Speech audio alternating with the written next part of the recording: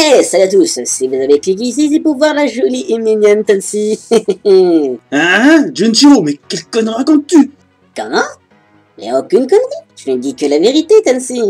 Ah, Junshiro, si je serais toi, je trouverais vite une solution à mon problème d'apparence, au lieu de raconter de la merde. Ne t'inquiète pas, Tansy, j'ai trouvé une solution imparable. Ah bon? Cool, j'ai choqué. Ben alors? J'ai un élève qui pourrait être une très grande compagnie, Tansy. Crois-moi, t'es pas risqué de l'oublier. Ah bon? Eh ben ça veut dire que ton élève est un geek, passionné, et surtout reconverti en fille. Exact, sauf que lui accepte son apparence et il va t'apprendre à toi aussi à aimer ta nouvelle apparence, Tansy. Hein? Hey, Araki! Oui, professeur? Je te présente Tansy, un grand ami. D'ailleurs, à cause de moi, il est devenu une fille. Alors je me suis dit que t'es le mieux placé pour comprendre sa situation. Ouah, ça alors? Donc c'est lui, Tansy? Ok. C'est vrai qu'il est mignon. Junshiro? Ne t'en fais pas, que je sache, il n'a jamais mordu personne. Génial? Jonichiro?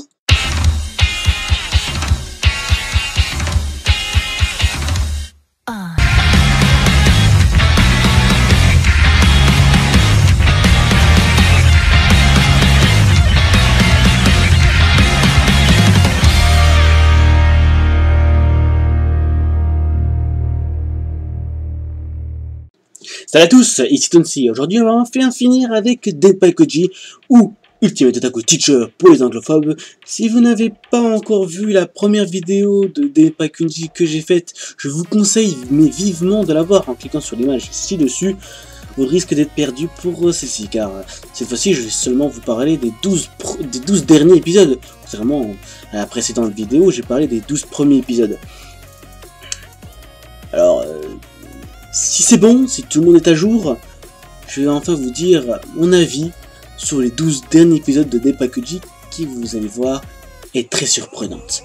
Alors, ce que j'ai pensé des 12 derniers épisodes, enfin, voilà, de la fin de Denpaikuji, ben, c'était décevant. Oui, c'était décevant. Et ben, dans les 12 premiers épisodes, enfin, les 12 premiers épisodes étaient vraiment drôles, stupides, donnant toujours des intrigues intéressantes et surtout toujours dotés de sens malgré le degré de bêtise présente dans l'anime. Je n'oublierai jamais des moments marquants comme avec l'arc de Kadanshinami, cette fille s'interdisant de parler jusqu'à en être muette, car elle avait une voix qui sonne comme un personnage animé. L'un de mes arcs favoris est celle de Kotaro Araki. Ce mec qui est, oui, car ici c'est un mec, adore tout ce qui est mignon, à un tel point qu'il s'habille comme une fille, car oui, je pense qu'il trouve aussi que les filles sont mignons. Bref, vous l'aurez compris, les 12 premiers épisodes étaient tout simplement formidables. Mais par malheur, il est venu les 12 derniers épisodes. Bon, c'était toujours autant stupide, mais sauf que cette fois-ci, ils sont allés dans l'extrême. Je vous jure, je n'ai plus envie d'entendre parler de Madoka Kuromochi, car ce personnage possède bien l'arc le plus dénoué d'intérêt de toute la série de Denpaikuji. Mais je peux vous le jurer. Écoutez, une fille qui possède le don de pouvoir fixer un prix sur toutes les têtes, objets y compris, tout ce qui existe, ça peut y mettre un prix. Voilà, n'importe quoi. Bon, là, l'idée, elle n'a pas de sens, elle n'est pas incohérente à la série. Vous êtes à tous arrivés de vous plaindre car dans votre jeu, parce que vous manque un peu de crédit pour pouvoir un nouveau objet, alors que, justement parce que vous avez dépensé ce crédit que vous avez besoin dans un autre objet qui vous est totalement inutile. Oui, c'est du vécu, ce que je vous dis, c'est du vécu. Bon, si ça reste là, ok, ça aurait été cool, mais malheureusement... Ah, on ne peut rien te cacher, professeur. Oui, je suis forcée d'épouser le directeur de cette entreprise contre mon plein gré pour pouvoir faire vivre la mienne. Oh mais quelle idée formidable, un mariage politique. C'est pas encore assez récurrent, comment ne pas se casser la tête? Mais où est la liberté d'expression? C'est pas périmé depuis 50 ans par hasard? Quoi? C'est rien pour vous? Je vous ai pas encore raconté l'histoire de l'auberge hantée avec un fantôme qui est mort parce qu'il s'est fait renverser une étagère de manga dans la tronche. Oui, juste un fucking fantôme. Qu'est-ce que ça fout là? Je vois pas.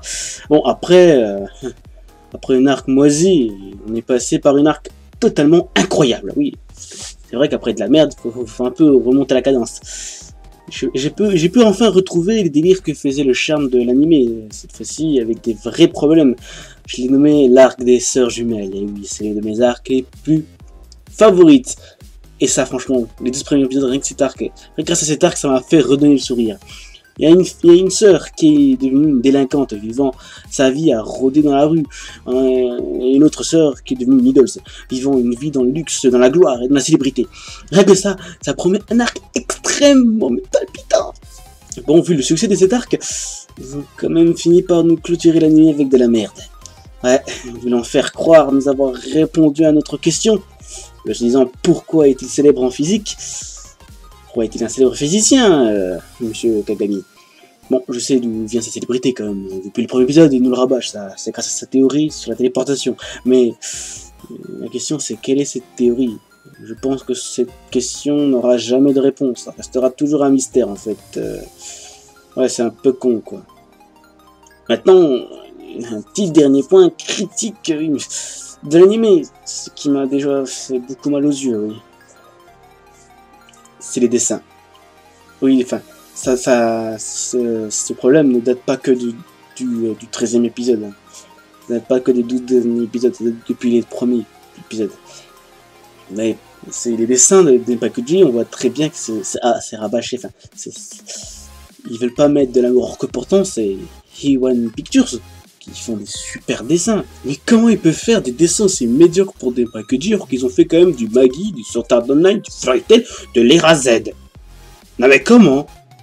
Comment? Mais sérieux? Ah non mais là non. Oh mais merde quoi. J'ai pas eu d'habitude qu'ils fassent des catastrophes quoi en dessin. Oui. Comme par exemple depuis le second épisode, je crois qu'ils ont oublié le nez de Hiragi Koyomi. Oui, qui est quand même je crois un des personnages principaux. Oui, Hiragi Koyomi, c'est présidente du conseil des élèves, si je me trompe pas. C'est un peu la présidence, c'est la directrice, quoi. Ouais, c'est assez bizarre cette série. Ne me posez pas la question, il faut le voir pour y croire. Mais bref, ils ont oublié son nez. Je pense depuis le début de l'épisode. À mon avis, ils se sont dit, oh merde, on a oublié le nez. Bah, on va pas le mettre jusqu'à la fin. Ça va être une petite habitude, quoi.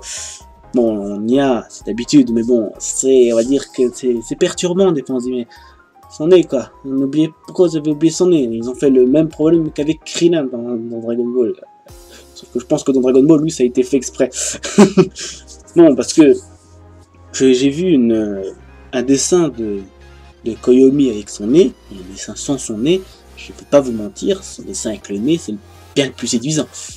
Bon, maintenant je vais vous dire mon avis global pour en finir une bonne fois pour toutes avec cet animé. Oui, mon avis de ce que j'ai pensé du début à la fin de cet animé. Bon, n'empêche, je l'ai quand même adoré. Malgré des arcs décevants la majorité du temps, j'ai quand même ri. Même les arcs de merde a réussi à marquer quoi. L'arc qui clôt l'histoire du fantôme était vraiment adorable, franchement. Le fait qu'elle papille et qu'elle tombe du ciel, même si c'est ridicule et totalement stupide et hors du commun. Ouais, ok, bon. C'est magique quoi, c'est comme si on sentait que le professeur était tombé amoureuse et étudiante, ce qui serait un petit peu sorti du slip. Bon, c'est ceci pour ça que c'est pas une des arcs que j'ai aimé quoi. Regardez pour y croire, je vous ai dit. Mais Denpakuji réussit quand même à faire envoyer son message qui est de savoir s'amuser peu importe son âge. Et ça, c'est beau. Oui bébé, c'est beau ça, c'est beau. Et voilà la fin de la vidéo. Si vous l'avez aimé, mettez un pouce vert, ça me fera que plaisir. Si c'est pas le cas, mettez un pouce rouge, mais dites-moi pourquoi dans les commentaires, ça ferait que de m'aider plus davantage. Et si vous avez kiffé, ben, abonnez-vous à la chaîne. Si vous voulez voir encore plus de contenu, abonnez-vous à la chaîne. Et non seulement vous serez heureux parce que vous avez du contenu, et en plus vous me ferez hyper heureux parce que moi je vais me kiffer de vous donner encore plus de contenu. Et c'est kiff-kiff pour tous nous deux en fait. Bon, si vous voulez me rejoindre, allez via les réseaux sociaux écrits dans la description ou dans l'outro. Et sinon, sur ce, c'était Tonsi, et je vous dis tous ciao pour de prochaines vidéos. Bye.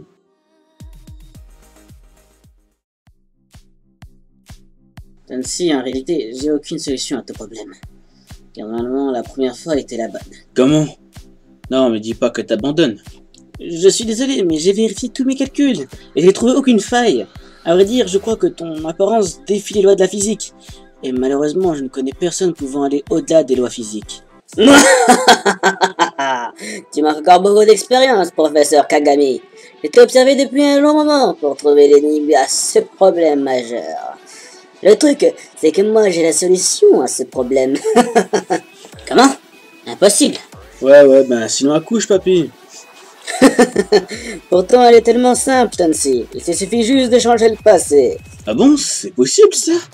Donc je t'écoute, quelle est ta procédure? Attention, il faut être sûr de ta décision, car beaucoup... Ouais, blabla, ferme-la, je suis déjà décidé. Je reviendrai pas de ma décision, je ferai n'importe quoi pour retrouver mon apparence. Attention, Tansy, ça se trouve c'est un de ces génies fous qui est capable de faire n'importe quoi pour servir ses désirs. J'adore ce garçon. Il te suffit seulement donc de t'envoyer un simple SMS. Hein?